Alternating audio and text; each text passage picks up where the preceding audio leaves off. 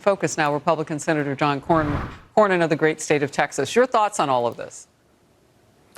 Well, censorship is always a slippery slope, but we saw during the Biden administration that beyond censorship, there was an attempt to cancel people who tried to offer different opinions. The solution for speech that you don't like is more speech. It's not censorship. It's certainly not having the government tell us what we can listen to and what we should believe.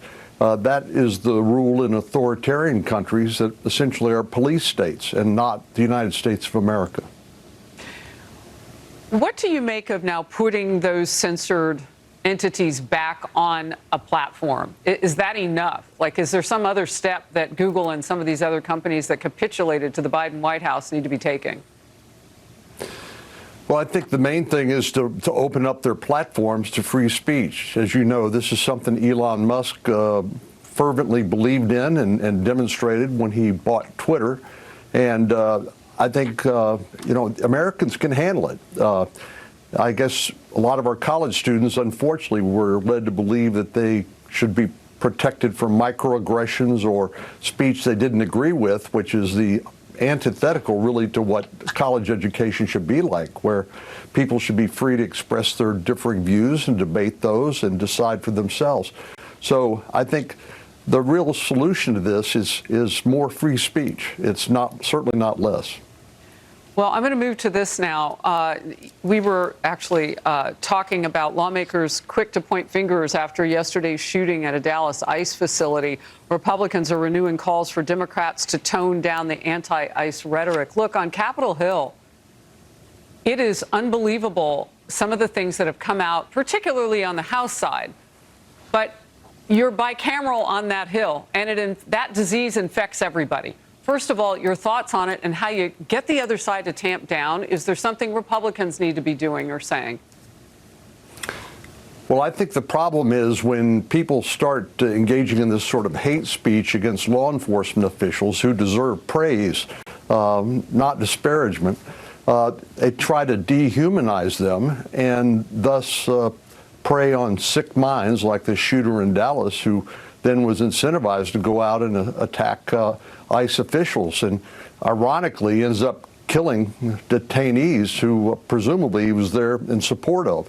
But this is the fourth one of these to happen in recent months in Texas alone, 3 over the summer and now this one. And what it's going to take is leaders of the Democratic Party, folks on the left, to tone down their rhetoric and to demonstrate how you can have robust debate without dehumanizing your opponents. Senator, I wanted to show a quick example. Before the shooting, Democratic Congresswoman Ilhan Omar posted, "Abolish ICE." And she's not the only congressional Democrat who's taken aim at Immigration and Customs Enforcement. Watch. I've seen the memes about the purge and all these things. But as somebody who understands history, when I see ICE, I see slave patrols. We are here to defend the Constitution and defend Americans as well from a lot of the illegal activity that ICE is engaged in. What's chilling about it is that if I take myself out of 2025 and roll myself back in time, some of the hatred that I see displayed under the guise of good government just scares the hell out of me. Your reaction to all of that?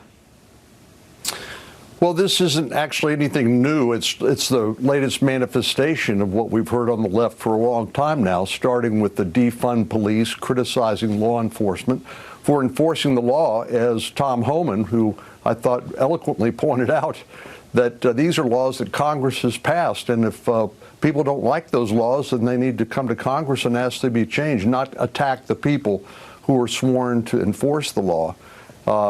So I think, again, this is going to have to take some leadership on the left that may not be politically rewarded by their base, who's become increasingly radicalized. But this is unacceptable in the United States of America. We believe in upholding the rule of law and praising and supporting the men and women in blue and the folks with ICE and Border Patrol who are merely enforcing the laws that we've passed as a result of bipartisan legislation. Senator, you know, as I look at this, I can't help but wonder, well, who's in charge on the left?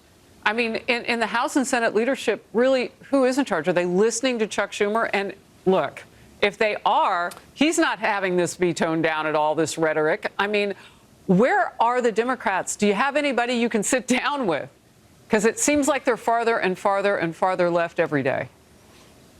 Well, you may remember a few years ago where Chuck Schumer stood on the front steps of the Supreme Court of the United States and by name called out Justice Gorsuch and Justice Kavanaugh and threatened them, saying, "You will reap the whirlwind." And so it's things like that that may seem like good politics, particularly in the Democratic circles for their base, but incentivize and plant the seed in sick minds like this shooter who was shooting up the ICE station yesterday to act on their deluded ideas.